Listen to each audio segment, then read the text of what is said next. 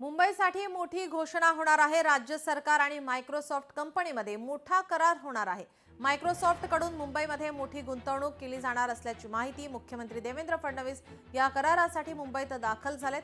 Microsoft CEO Satya Nadella आणि मुख्यमंत्र्यांच्या समवेत हा करार होणार आहे। आपले प्रतिनिधी चेतन ननावरे आपल्या सोबत फोन लाईनवरून जोडले। चेतन, काय अधिकची माहिती?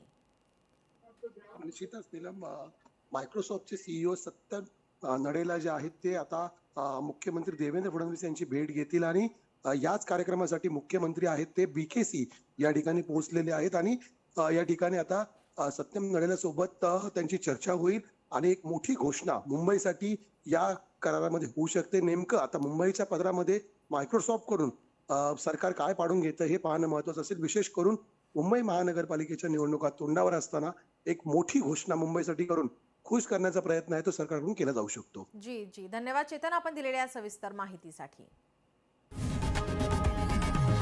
लोकशाही मराठी ऐका, पहा, जागरूक रहा।